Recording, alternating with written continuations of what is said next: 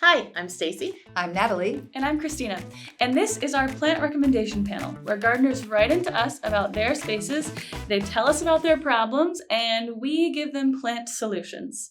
So today we have Michael.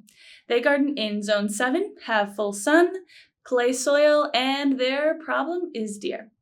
They wrote to us, "Hello, my front yard was revamped with hardscape and landscape 1.5 years ago. However, a portion of the landscape was left untouched. I just ripped out the old shrubs in that area, so now want to complete the project from 1.5 years ago. Looking for assistance so it doesn't just look mismatched. The prairie fire crabapple was planted and is staying. Thanks for the help.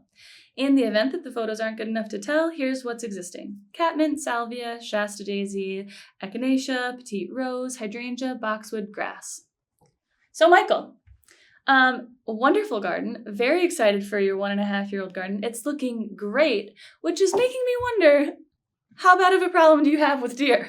Because I just read a list of We don't believe it. deer candy. I believe you, Michael. I'm sure there are deer in your neighborhood, but you must be doing something right because they're not eating your things. Maybe you're using a spray, and keep using it because I'm going to recommend some things that deer might actually eat. My first recommendation is all about bringing your garden cohesion. So that Nepeta, it looks like Walker's Low, which is unpatented. Ask your landscaper which variety you have because I think you should divide the plants that you have. They're huge already.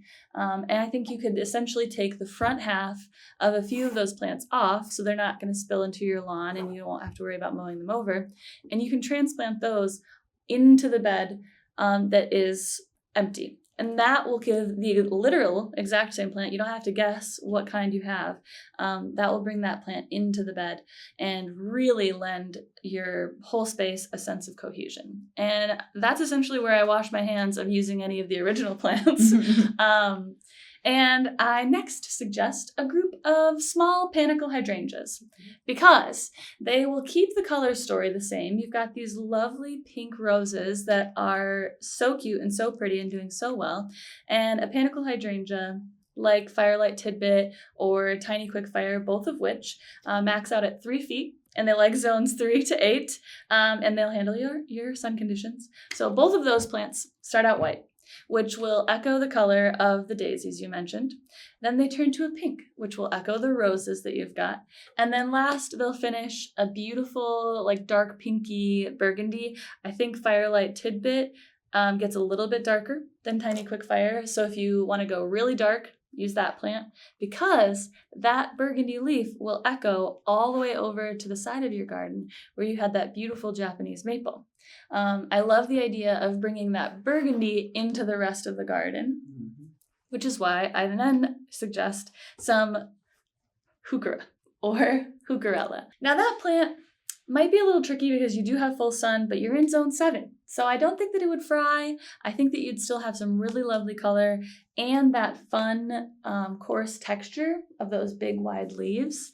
And if you were to get, I don't know, like 9 plants, you'd be able to have them in 3 groups along the landscape and bring that burgundy all the way across the yard. So you would just have that cohesive sense and you'd get a little bit of that coarse texture amongst all of your medium textured plants. Now, and I have 2 suggestions for that. So if you wanted to do a heuchera, I have written down Mahogany Monster, Primo Mahogany Monster, or a heucherella like Fun and Games Red Rover.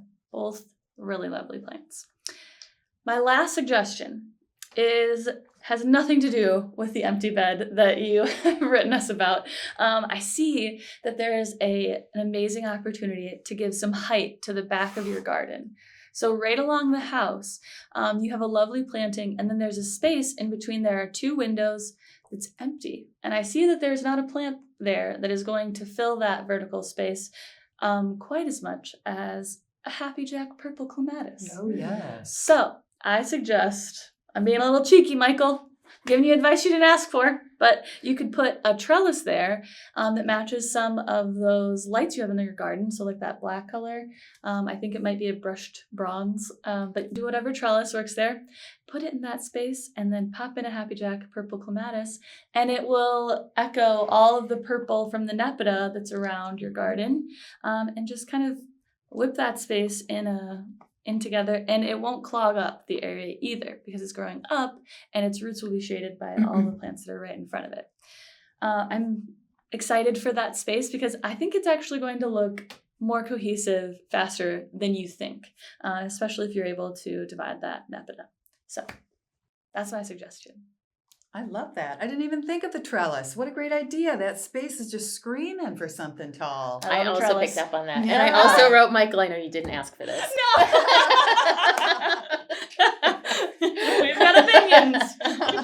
Vertical space, we've got to use it. Mm-hmm. Mm-hmm. First of all, I love your hardscaping. Yes. Michael. It's So so beautiful. crisp. It's perfect. So well done. So big, big ticket to fill to really do some really gorgeous landscaping, which you've got a great start on in your garden. My feeling for this empty bed now that you want to continue around is I also had the idea of bring that that catmint or nepeta that's in there down into the base of the garden. So maybe down in that corner that's by your driveway and in the sidewalk in that little corner, or opposite that.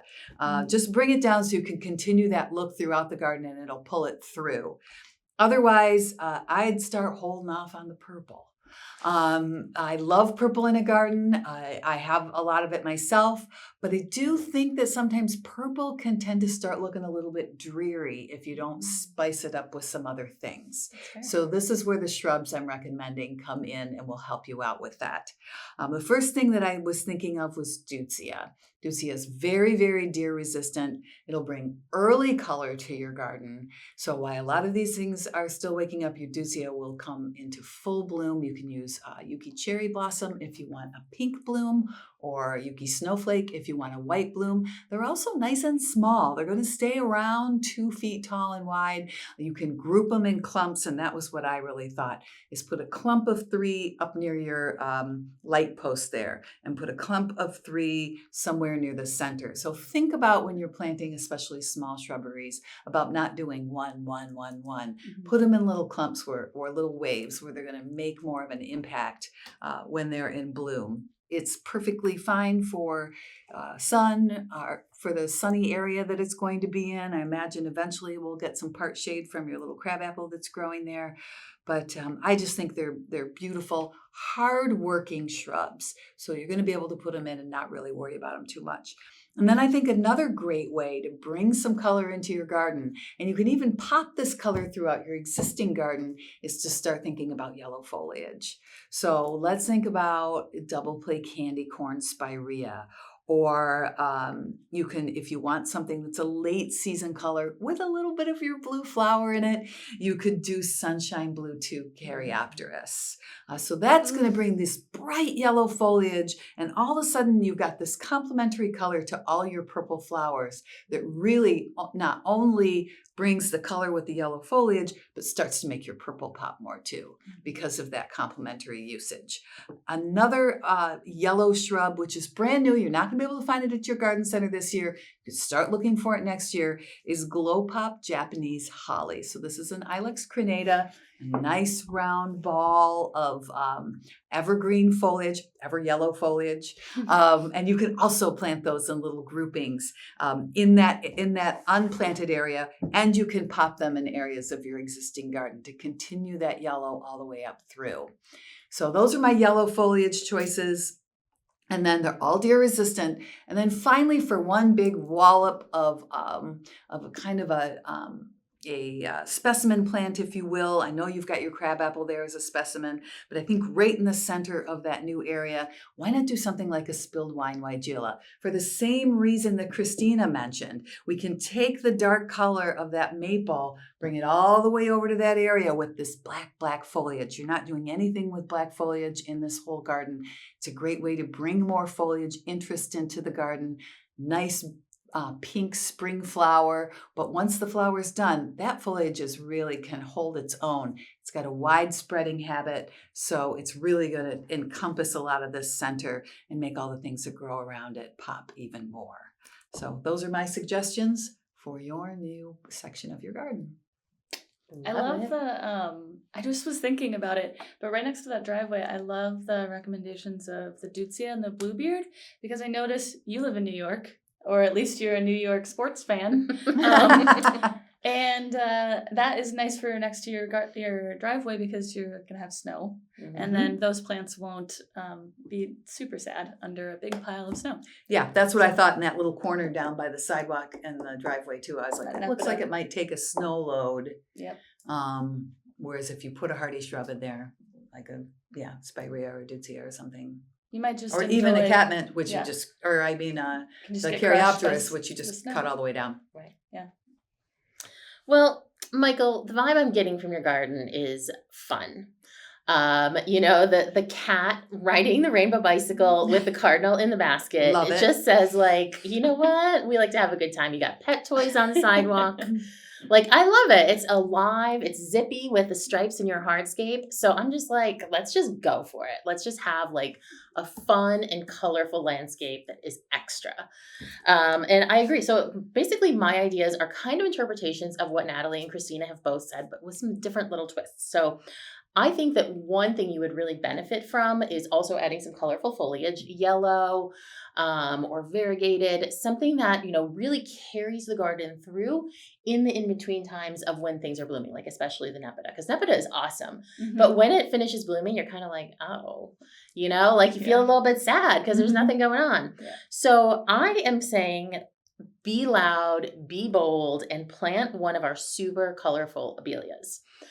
If you want to be really bold, I would say plant Funshine Abelia, because it is bright. You're going to see it from down the street, and you can repeat that in little groups or just one group, throughout. If you don't want to be quite as bold as Funshine, I feel you, that's cool. I think Mucho Gusto, which is a variegated one, would also be very, very nice. Again, just to add some brightness and contrast with that foliage. No problem with deer on that. So I would also suggest adding some Buddleia. And I think that there's a couple of different things that you can do. So not only is that going to add a bunch of color in and of itself, it's also going to bring in butterflies. And so that's going to bring in extra color and interest as well. So I think if you were to go with Pugster Blue, you would have continuity just in the visual effect, because it's going to look a bit like the Nepeta and Salvia. And kind of just make it look like, wait a minute, those things were just in bloom and now it looks like it's blooming again. So if you want to, again, be kind of more restrained, I think Pugster Blue would be a lovely choice. But I think that what you should do is, again, play off the contrast with the Japanese maple and plant a Miss Molly Buddleia over by your lamppost, and then reinterpret the color of Miss Molly with, lo and behold, Ruby Chip butterfly bush planted in another group. So lo and behold, Ruby Chip is a small mounded plant, and Miss Molly is a taller plant, about 4 to 5 feet tall. So they're kind of almost like counterparts of one another. And it's a good way to, again, get that cohesion without just repeating the exact same plant. And again, I think that's really going to tie together that dark color of the Japanese maple with everything else. And interestingly, I did think about the new crabapple, and I also was suggesting a planting of Deutzia under that crabapple. My choice would be Yuki cherry blossom, because not only do you get the amazing pink flowers in spring, you get great purple foliage in fall. Really, really nice. So it brings in that extra layer of interest. And, Yuki cherry blossom is going to bloom at roughly the same time as the crabapple. So why not gild the lily and just go for broke and have it just be like a flower fiesta? And like I said, I also was like, Michael, you didn't ask for this advice, but I can't look at that space between your two windows without thinking that is an opportunity. That is a canvas right there for doing something bold and cool and interesting, and bringing in some height. So one thought I had, it might get a little bit too big, it might be a little bit too crazy, but it is in my top 3 favorite Proven Winners Color Choice shrubs, and it is El Nino Chitelpa. I love this plant so much. for a couple of reasons. Now, first of all, in the sighting, you would be looking up into it. It has these amazing pink bell-shaped flowers that you would just be looking up into as you walked up your front walkway there. And the fragrance is incredible. It smells like vanilla and ripe melon combined. Beautiful, interesting plant, and it's just going to pop so much in that space. Now, if you look at that thing and you go, whoa, that is way too big, lady, you are crazy, then consider Quickfire Fab Panicle Hydrangea, because it is also really bold. I don't think it's going to get too big. And the nice thing about Quickfire Fab Hydrangea is it's going to continue to offer winter interest. Typically we recommend that you prune them in late winter, early spring. So you're going to get those nice full flowers kind of anchoring the landscape through the winter. Now, if you're just like, none of those are work for me, I do have one more suggestion. You could try a fluffy arborvitae there, which is going to give you evergreen color. It's yellow, great texture. And one thing I really love about using something like fluffy there is that really strong structure gives you the perfect scaffold for Christmas lights. And that would be a really bold and fun thing to do around the holidays if you are so inclined. So just a thought, just something to consider. But I love your landscape. I love your hardscape. It was a great choice. They did a beautiful job. And I really hope that whatever you do, you let us know, because I'm excited to see where this goes.